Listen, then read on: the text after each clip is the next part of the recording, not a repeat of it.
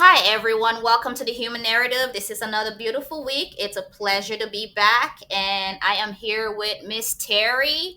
And today's topic is going to be love language. Oh my goodness! So I'm very excited to kind of have dive into this discussion. This is a woman of expertise, and this is one of her expertise in which she is going to, expand on. And I'm going to kind of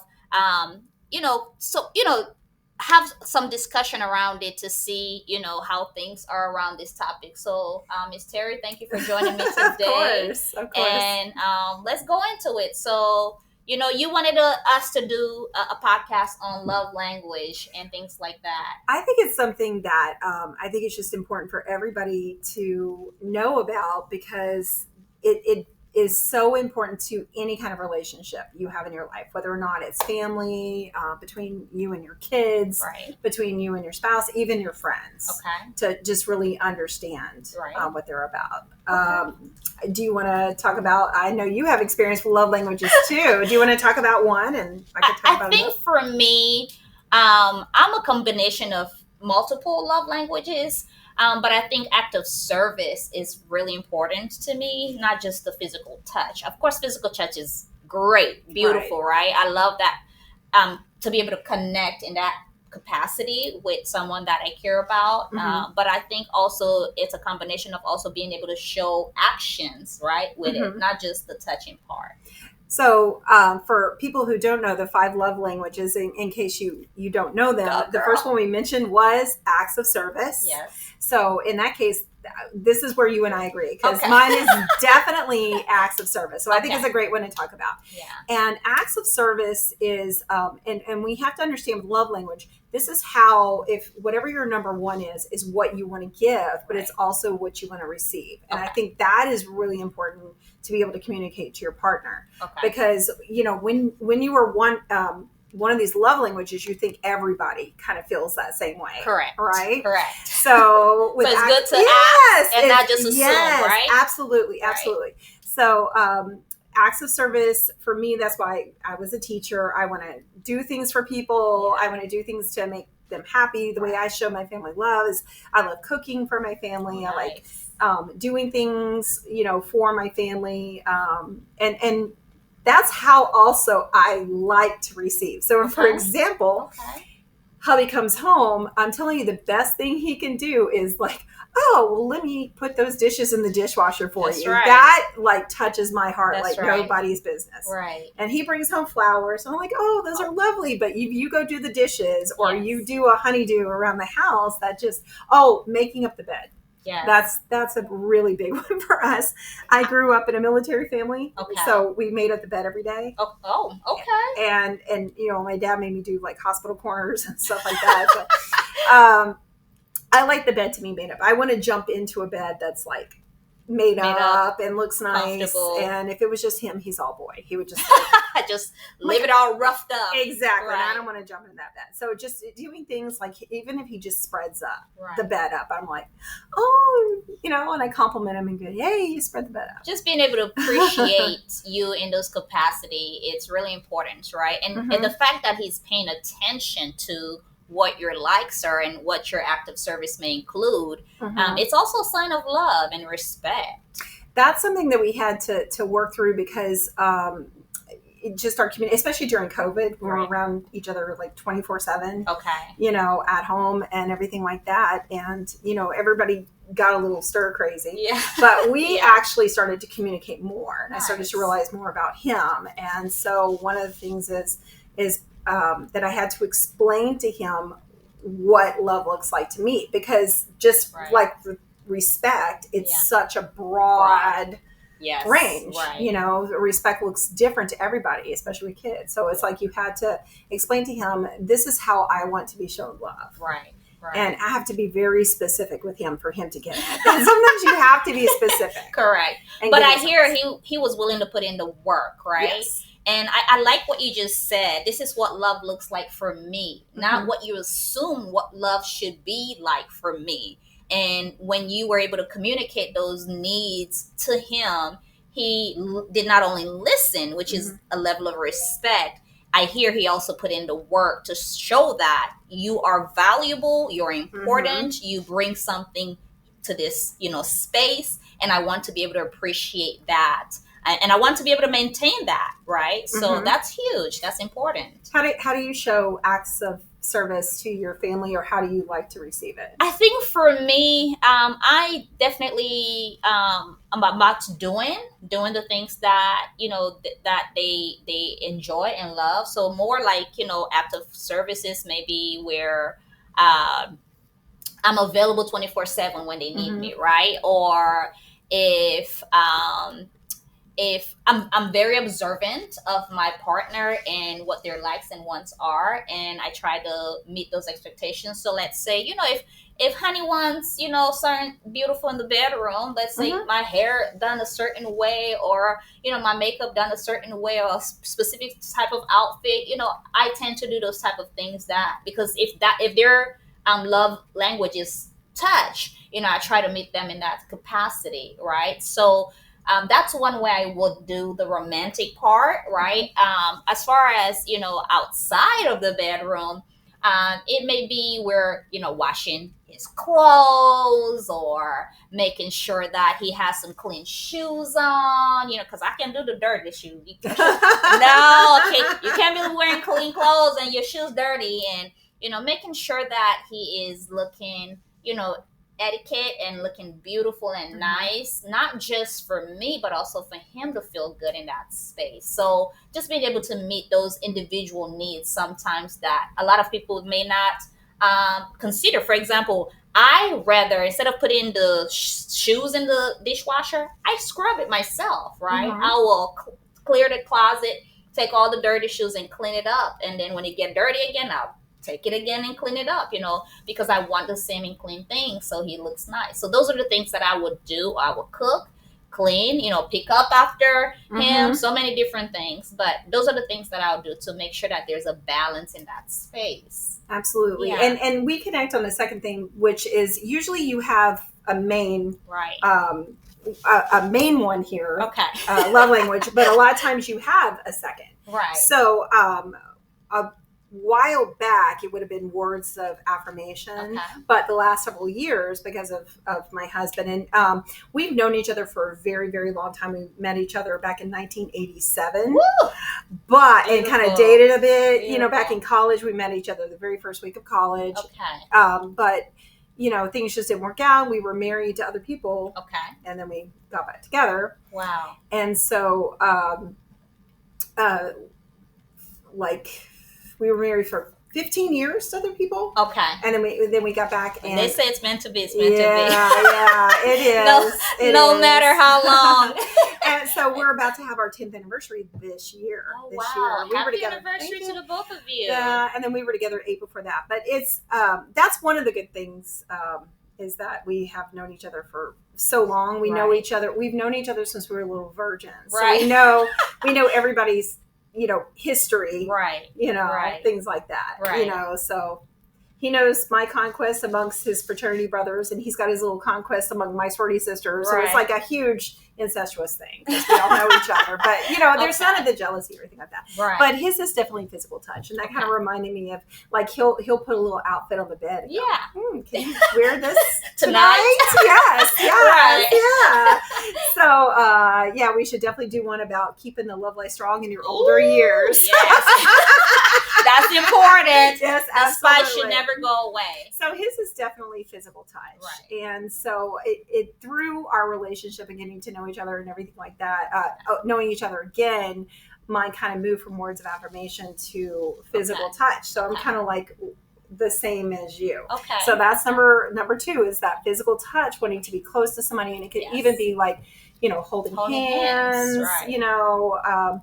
And we're self-kissed on the lip. Absolutely. Right. And we have to keep in mind, this is not just between, lovers, husbands, spouses. Right. This could be that, my son is very huggy like me, and my daughter's very hands off, but she'll give me hugs, but that, it's like, okay, that's enough, Mom. Right.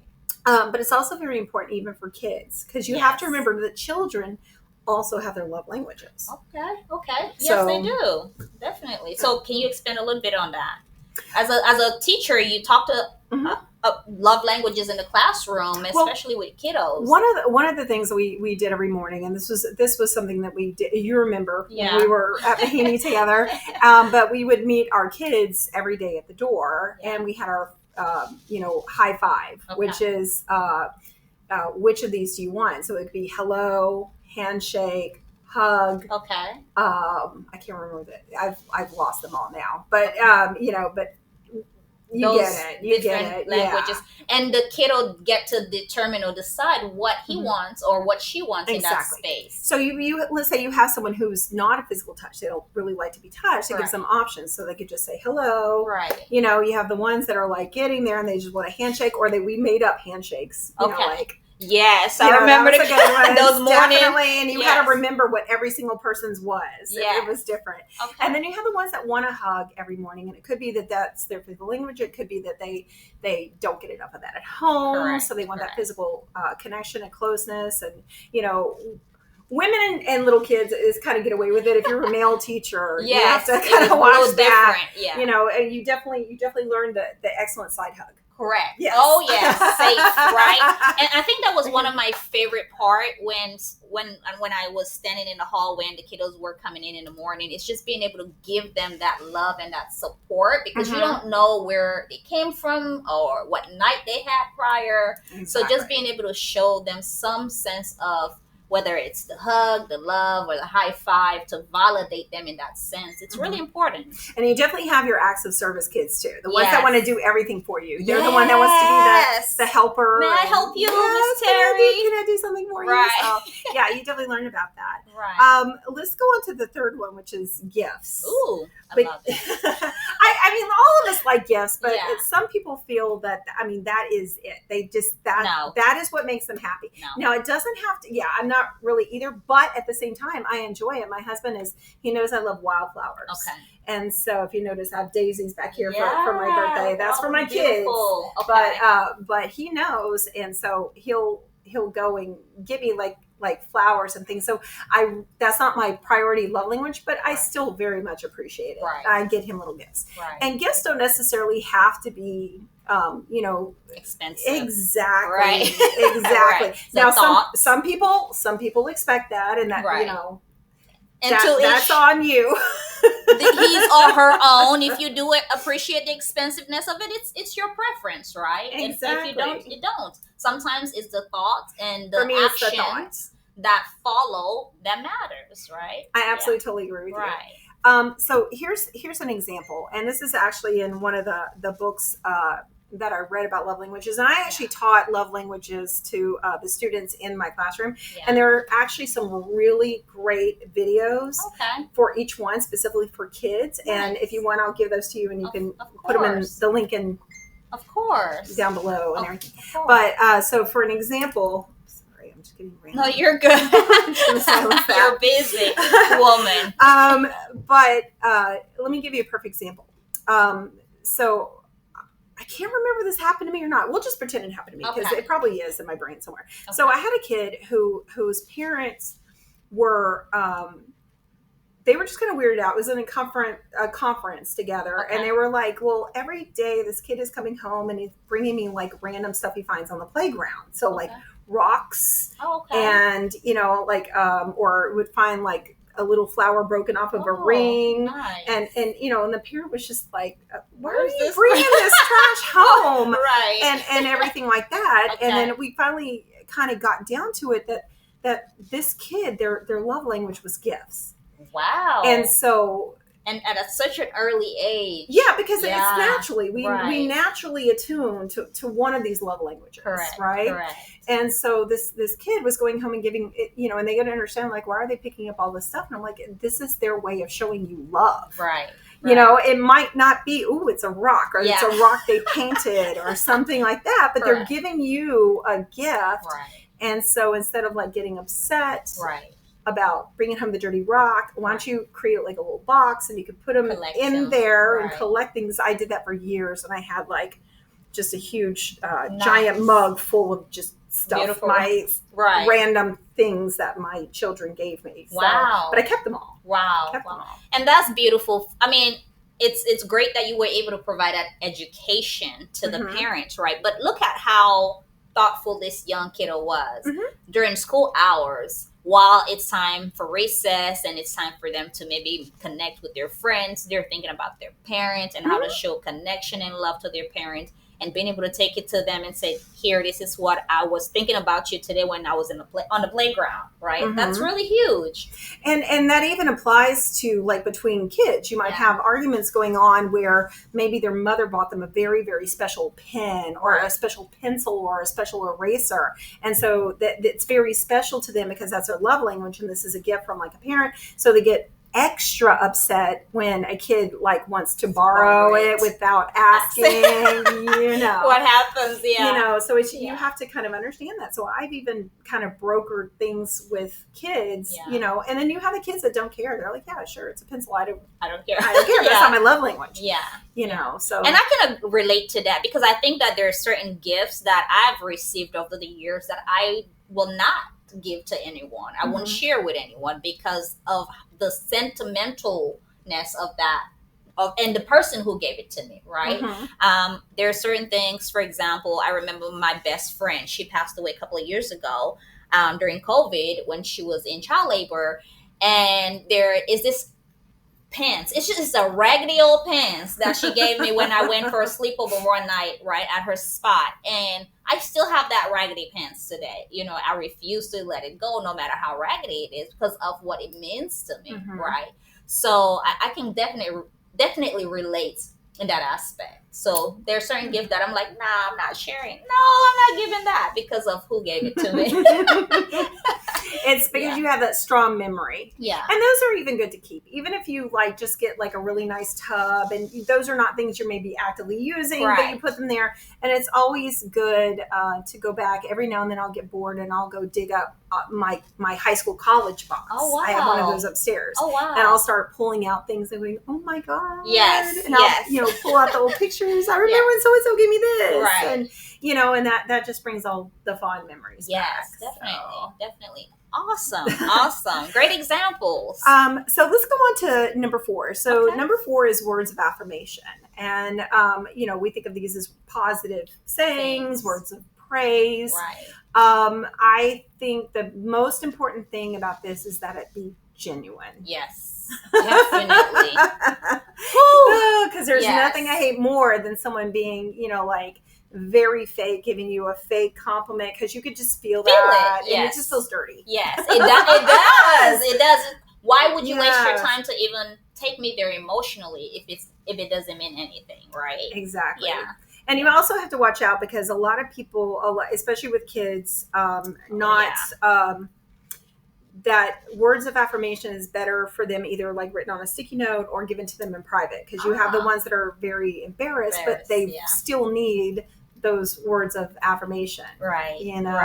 Right. And even adults at times too, right? Absolutely. Some adults are private and even though they may want that affirmation from someone they care about, they don't want it to be out in the open and in public, right? So just being able to be mindful too of the connections that you do have and how they want you to show those type of love languages. I suppose if you also went to like a local bar, and you were to sit here and watch like guy going up and giving compliments to a girl and they get the total brush off, right? It could be that the words of affirmation are very low on their love language and they can sense that it's not genuine, right? As opposed to people that there are people that need that constant reassurance to build themselves up because maybe they have a low self-esteem, right? Or insecurities, like Orange Chief. Or insecurities, right? Or insecurities. And I don't think for me that's something that I need on a day-to-day basis. I mean, I don't mind getting it, but I think like what you were saying earlier in the beginning stages of your relationship with your husband, that was something that you needed or wanted or expected. But as time went on, it was more so of act of service, right? And I think that's where I'm at too. I'm able to build me up, right? And there are other areas where I do need that extra support and that extra boost. as we discussed earlier. Mm-hmm. And Yeah. I even think words of affirmation include that self-talk, that Right. positive self-talk, Yes. and also kind of denying that negative self-talk. Oh, yes. When we, that's like the worst. Oh, yes. That's the worst. Yes, yes, definitely. I agree. I Mhm. agree. I agree. I think that we have so many beautiful things that sometimes we ignore. As a therapist, it's ironic, whenever I am doing my initial assessment, I always ask my patients during my first visit, what are your strengths and what are your weaknesses? And it's so, I get this often from a lot of my patients where when we're talking about strengths, they're very limited in what they have to say about themselves. That's the self-talk, negative Yes, self-talk. and when we're talking about the weaknesses, it's boom, boom, boom, boom, boom, boom, boom, boom, boom. And I get this all the time, and I smile during those sessions because I can tell that, a lot of times we're not so aware of what our strengths are because we either assume that this is being egotistical or we're being prideful. Mm-hmm.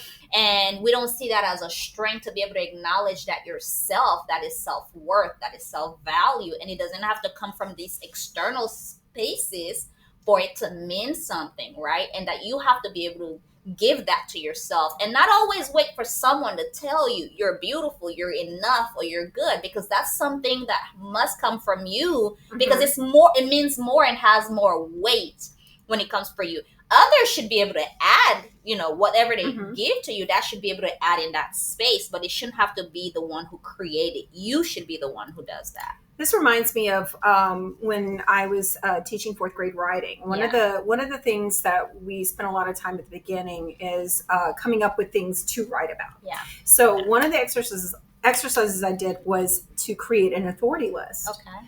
And so and this is good for, I think, for anybody to do this. What are you an authority on? Okay. So like that for me, authority list. So you think, and it could even be like with kids, they're like, okay, I know how to make macaroni and cheese at home, so I can or I know how to put together a salad, right. Or I take care of my little brothers and sisters. I know how to change diapers. Okay. So it's like, okay, you're an authority on taking care of a baby, right? So having the kids realize that they do have skills and they do have responsibilities, right. And maybe it could be that they beat a certain level on a video game. Correct. You're an authority on that. Right. And of course these days now we have social media. Everybody's an authority on everything. Oh my goodness, except me. Oh no, I'm not tech. Because right here you are able to put together a podcast. You're an authority on creating a podcast. I appreciate that. So mine is I know I'm very good at organization. Right. I'm very good at relationship building, and I'm a very good creative writer. Right. And so these are things that I know about myself, so I have confidence in those things. Right. And I think when you're going with strengths, words of affirmation, instead of thinking the negative self-talk where you can't think of your strengths so much, or you're trying to come up with weaknesses, I always think of things that, instead of thinking about what I'm weak in, I think about what do I want to improve on. Right. Okay. Right. And so yes, maybe I need to, maybe I want to learn how to do a podcast or something. And I don't know how to know-how about how to do this. Maybe I want to be a little bit more informed about, we're reading some archaeology stuff these days. Ooh. A couple of birthday presents from my hubby there. Okay, so we've been watching about this journalist archaeologist. Okay. And, about the earliest advanced civilizations. Oh, nice. That's interesting. Nice. So, okay. But anyway, the words of affirmation, definitely to yourself, but to your family. And I think it's also that when we get to know somebody really well, like our family, our friends, we tend not to give those words of affirmation anymore. We get comfortable. Complacent. Yeah, that's it. Yes. So one of the things I've been more mindful of recently is the people. I'm very aware who the important people in my life are, and who means something very special to me. And so I've really been kind of focusing on how I can show love through words of affirmation by just reaching out. Maybe it's just I send them a meme and it says, "I'm thinking of you." Yeah. I'm and hoping you're okay and you're good. That counts as words of affirmation. Right. You sent a friend to me a couple of weeks ago, and one of the things that when you were talking about the friend you were sharing is how you guys are connected in group chat. to Mm-hmm. be able to continue to support this person and each other, Mm-hmm. right? And even though I was reading the text, it stuck with me how the level of connection and the meaningness behind that, how significant those things are. Mm-hmm. Yeah, we're four girls. We're in three different states. She and I are sort of in that. She's like in the Woodlands area. I mean, if you don't know Houston, we're like an hour and a half apart, even though we live in the same area. And so just everybody goes through something, and so that's how we're there with each other. And so we when I see something like a meme, something funny or something that's special, I just make a point of like, I'll send it to that person and just say, hey, I was thinking about you. How are you doing? I hope you're doing great. Or I see they post something. You look at, my best friend has lost a lot of weight recently. She's in another state. And so she's been, and these are not things she's posting on social media, but she'll like, I just bought a brand new swimsuit. Can I show you? And send a picture of, and I'm like, girl. Right. Woo, right. You look good. Yeah, exactly. So just because she is one who needs words of affirmation. Okay. Because I know that is her love language. Right. Right. So, just meeting people where they are. Mm-hmm, yeah, that's significant. Wow. Which kind of leads us into the last one, which is quality time. Ooh, that's important. That's important. Tell me more about that for you. So quality time is just really just spending time with somebody, doing something that maybe they like. Okay, perfect example. So not just what you like, right? What they also like. Right. Not, I'm watching the game, or I'm playing video games, or I'm doing this. I need you next to me 24/7. Right? And that can look different for everybody too. So because all of these, it's not just what you receive, but it's something that you give. And I think all of these are good. And I think all of us have a little bit of each of these in here, even though you might have one or two that are definitely stronger and one or two in the bottom. But I'm gonna tell you, I would accept any of these. Any of these are good for me. Here. So quality time. My husband is like obsessed with like history and things, and we both get very interested. Like recently we've been watching this journalist on the ancient civilizations, the ancient apocalypse. Oh, nice. That did like a big flood right after the Ice Age. And so we've been really doing that. And my husband, once again, he's autistic, very, very high, super Sheldon here. Exactly. Yes. And so once he gets his mind into something that he's interested in, he just wants to delve deeper and deeper and deeper and deeper. So like, let's say he's interested in something and we go to a museum. I am not one that wants to spend an hour at this one exhibit. He does. I like going to the zoo, but he likes it way more than me, especially when it's like 100 degrees out here in Houston. So how do you balance that then? How do you create balance around there? We really do. We really just do compromise. He loves movies, and there's things like he definitely doesn't want to see a movie. I can go by myself. It doesn't bother me. I go see movies by myself. It doesn't always have to all the time. Right. All the time. But when we're together, we like to do things like we'll sit here. We've recently started watching The Mentalist. It's on Hulu, and it's about a guy that can hypnotize people, and he can he's extremely observant, so he pretends to be a psychic, but he just does it through observation, and he's helping the California Bureau of Investigation solve crimes and things like that. And we will sit here and together try to figure out who did what before they get to the end, which is me, because I'm thinking, a screenwriter would write it like this, and he's looking at it from a different point. But even just like sitting here and just watching a show and having a conversation about it, I got my little hammock out back that fits two people. Yes, I saw it back there. You've been putting some stones and plants and beautiful things, just creating that space and painting and doing different decorations. It's really beautiful. I'll have to show you. I added to the mural. She's doing it. She got the fingers and the brain. Well, but we'll just sit out there and it's so bad. We're like scrolling on our phones, but we're lying next to each other in the hammock, and he'll be flipping through, Whatever he TikTok or enjoys. whatever, and I'm Yeah. like looking at the stars. Well, is that Beetlejuice again? Or is that Mars? Yeah. And so a lot of times it's just, we're not really talking about anything. Yeah. We're just together. Yes. And it could be as simple as that. And I think a lot of these intertwine. Like quality time can definitely fix it. Go in with a physical touch. Of course. Yeah. Yeah. So all of these, I think, sort of come together. But I think it's important for families and friends to even sit down, and it's just a fun conversation to say, hey, these are the 5 love languages. What's yours? Correct. Yeah. And do you feel like these always have to be planned? No. Okay. I think it's one of those things that if you want to plan something special, like let's say you're going to get a special gift, or you want to spend a little money to maybe go see a show at the theater, because that your person loves that. Right. Yeah. So that could be sort of a gift and quality time and physical touch. So a lot of these kind of go in together.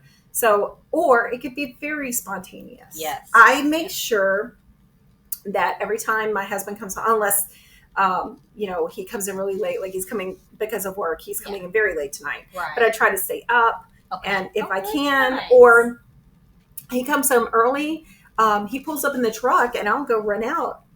And just be silly. He's in there on the phone talking, and I'm like putting my face up against the window going, hi. Like you're being smile, silly, not knowing to what type of day he's had. Or I'll come up and peek up, and make him laugh or something. And but I always make sure I come and greet him with a hug. Because there's this TikTok video that I've seen where this guy is pulling up to the driveway, and the lady, have the garage door open, has the music blasting, and she's out there twerking and shaking herself. And her husband just jumped out the car, and he's just happy and excited about all that. It was just so beautiful. And you see the neighbors in the background trying to get in to see what was going on. But it was the smile on his face, it was just amazing. It was just priceless. And it's just that simple. Absolutely. Right? Something that simple. And I think it's very important if you feel like you're lacking something to have that conversation. That's it. Communication is pertinent. Even like, with the kids. Yes. Like, so for example, you're a mom, and they're adults now, but raised 2 kids. And it's like, okay, this is my love language. I'm feeling very overwhelmed right now, but I need all the toys picked up. Can you show me love by picking up these toys? And I think explaining those things to the kids, and even I think the most important thing, number one, recognize it in yourself. Yes. What your love language is. Right. And then, but also communicating that to the people that are close to you, so they understand what your love language is, and then you find out what theirs is. And if you're giving each other the love language that they want. Right. What if one refuses to put in the work? I think then that is definitely something indicative of a deeper issue in the relationship. Yeah, definitely. And I think if you are someone who's really willing to work on any kind of relationship, and one person is not willing to put the in I kind of consider them sort of an energy vampire. Yes. They're just sucking from you, but they're not feeding your soul. They're not feeding your soul. Mm-hmm. Right. I think sometimes, as painful as it is, and I have been through a divorce, that you have to be able to do that. Yes. So I've been very lucky that my ex and I are still, good friends. Remember, I was married to my stepbrother. We were not stepbrother and sister No. first. No. And they're not biological. Yes, and then my father met his mom, and then they got married after we were married. Right. So not only do we have kids together who are still, young, very young adults, just getting started, one still in college, but we also have aging parents together. Right. So I know that, as a matter of fact, that's where I was today when I completely forgot about this podcast. But oh my gosh, that's all right, because it worked out perfectly. Yeah. So my stepmother, who is getting on up in years and everything, and hers is quality time. Okay. So I literally just sat down with her, and for 40 minutes we just talked and spent time together, because she pretty much only sees my dad. Okay. Because can't get around as much anymore. My dad kind of takes care of her and everything. So okay, that was very sweet of you to create that space and time. Mm-hmm. Yeah. And I think my son and I have really good quality time together. Okay. And then Harper and I are in agreement on other stuff. We are one who texts constantly, text pictures, text memes. Okay. And things like that. So she's less the touchy part, right? Right, definitely. Yeah. But she's one who likes gifts. Okay. And it doesn't have to be something expensive, but I try to get things that she likes. Yeah. She likes makeup. So paying attention to what, it's not just what you assume, but paying attention to what that person's love language is and actually putting in the effort to reach them. Finding out what they like. Yes. Because you can't just gift somebody something and, you give them flowers and then they're allergic. Right. You need to find out. Right, exactly. I love flowers, but you're right. Yeah, it could be that somebody, and flowers are important to some people, they're not so much for others. Right. Yeah, so you just have to find out what is, and I think a part of that is that, especially women who play games, and these young women, Gen Zers, dating. Okay, tell me my kids' about that. Just that they're not very good communicators, and this is something you definitely learn as you get older. Okay. As you get older, and you start to realize that you don't have time to play games. Right. You need to be as truthful as possible. But it's ironic you say that, because I am young, not in that category, but I've met individuals who are way older and don't have the ability to communicate and don't have that at all. That's a whole nother story. Yes. The like we have our love language, there's also communication language. Yes. So some people want to do it in writing. Some people shuts down. Yeah, that was used to be me. Yeah. I've gotten a lot better. My husband and I have learned to communicate a lot better, especially me realizing that he's autistic and realizing that he takes everything literally. You did the work to understand. So I understand that I have to explain to him. So going back to love languages, I do like words of affirmation. So for example, I was out in my garden and I was painting my mural, and half of it looks like a kindergartner did it, but that's okay. It's all beautiful. right. I would love to sit out there anytime. Yeah, my husband is incapable of lying. No, he literally is. Okay. He's just very straightforward. Yes, exactly. Have you ever seen The Accountant? With yes, okay, Ben Affleck. So he's not that bad, but he really is incapable of lying. He always speaks the truth. Okay. And so I asked him. I said, "Hey, how does it look?" And he says, "It looks like you're having fun." Oh wow! Yeah, not what I wanted. But I had to explain to him that sometimes you might have to just say, "Oh, it looks nice," and I'm okay with you faking it. Yeah, and you can do that. And he just kind of looked at me like, "Do you want me to lie to you? Exactly. I'll tell you the truth." So sometimes, I'll have to just. I've even done that before. I've texted him and I said, "Do me a favor, read this text out loud." Yeah. "Oh, you look beautiful today." "Thank you." Oh my gosh. And he'll just laugh. He's got a good sense of humor and stuff like that.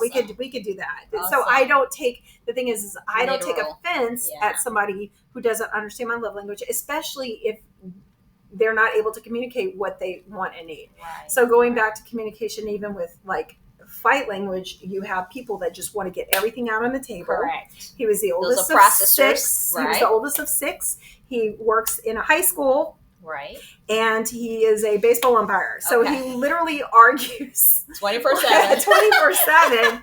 And so in that, and I grew up where everything was behind closed doors. Okay. So I never saw fighting. So I used to shut down when he, raises his voice, but I've been with the entire family and they're all like that. They're all like that. They just say whatever's on their mind. Yeah. Very loudly. Yeah. And confrontational, but it's never, mean or anything like that.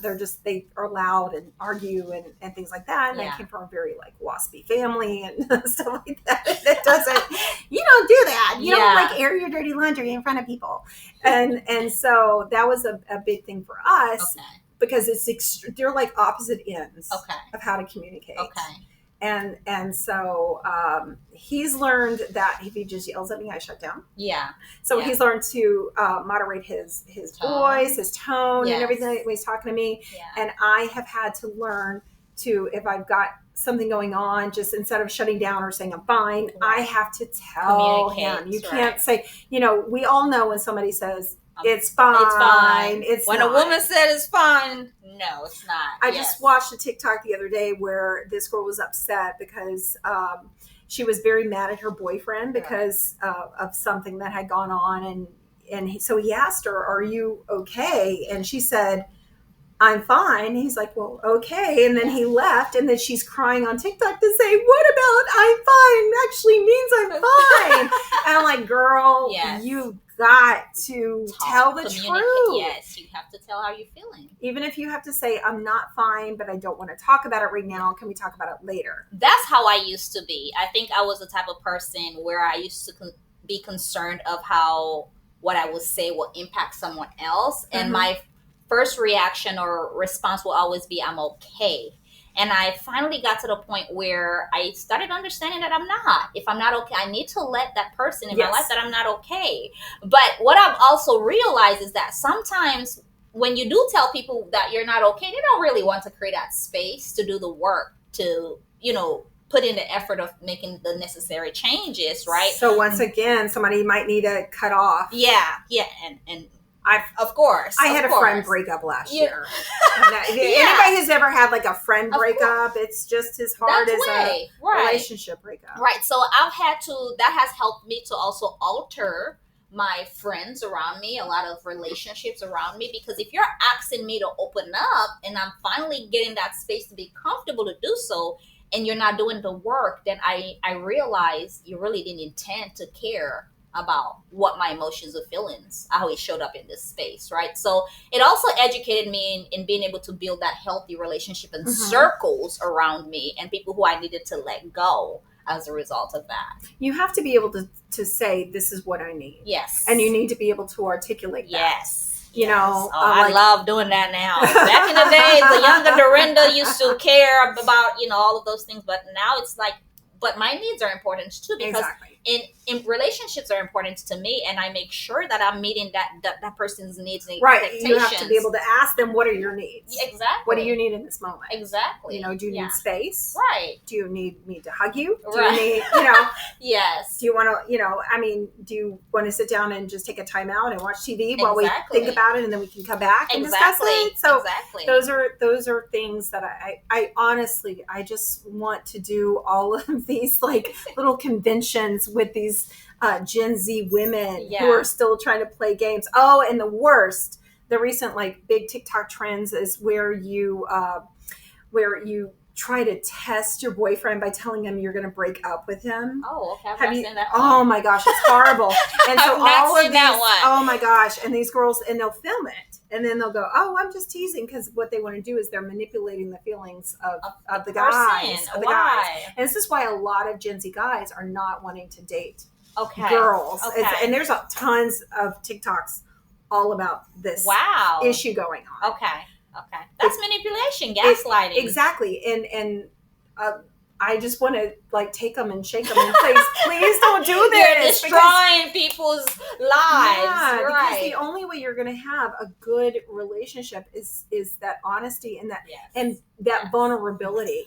That's huge. That's huge. You have to, especially if it's a safe space. Why not be vulnerable so that you're able to connect, right? That's important.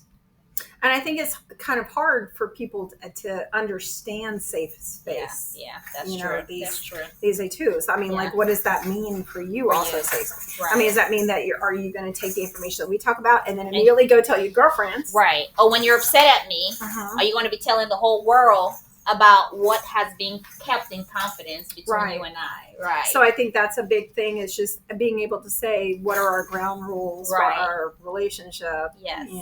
That's so, important. That's important. Healthy. Yeah. My husband knows I'm going to go tell my best gay. So, but he's okay with that. He knows that if I have issues, I got one person I can talk to about pretty much anything in my life. Right. See, I'm the opposite, right? If whoever bring anything to me in confidence stays in confidence, whether the relationship is intact or whether we decide on going separate ways, because I always have to honor that space. it's important to me. Yeah. It's how I see myself. I'm big on integrity. So if someone comes to me with anything private, whether this person ended up turning on me in a negative way or in a positive way, I'm still going to hold that space as private and secure and safe, because that's what that means to me. Well, I think part of it is like we really don't have the secrets. Right. So it's like, right. Yeah, he just knows I have a person I can talk to. Right. If I need to course, talk but to you somebody. guys have that awareness. Things I'm not going to tell him. Of course. Awareness too. Yeah, but it's as long as you guys are cool with it. Yeah. He knows I have somebody to talk to. He talks to his dad about stuff. Nice. I talk to my best friend about stuff. So it's Right. And sometimes that outlet is necessary too. Oh, absolutely. Yeah, definitely. Yeah, because we love, but it's okay not to like them sometimes. but that's where the communication comes in. Correct. So all I know is that now that I've learned more about love languages and communication, and being honest, and being open, that our relationship has just gotten so much better and so much richer and so much deeper. And it's like we could have these really deep conversations about stuff. We could be silly together. Yes. We could just do Playful. something simple. Yes. Exactly, like watch TV. We send each other stupid memes constantly. So it's just that person that you can be yourself with, and you don't have to put any kind of guard up. And you don't have to pretend to be someone else that you're not. Right. I love that. I love that. That's important. Yeah. That's important. And that's what builds lifetime. A lot of times people say, what keeps your marriages 15, 20 years? It's what you just said. Mm-hmm. So hopefully we're in our mid 50s. So hopefully we'll keep going. Yes. Somebody just said, hey, you're a little closer to 60 than 50. You don't look it. You don't look it, girl. You look good. Love the blonde hair, the short. Oh my goodness. I saw you at the school the other day in this beautiful dress. And then I pulled up today. You're talking about, I don't look. I'm like, come on, girl. You look good. Okay, stop my t-shirt, my little stop shorts, it. You look good. You're beautiful already naturally, so you look great. Oh my God, let me turn the compliment with your beautiful skin and your boobs that I've always loved. Yes, I appreciate it. I'm telling you, when you do a podcast, Ebony and Ivory, there you go. Come in here at the Human Narrative.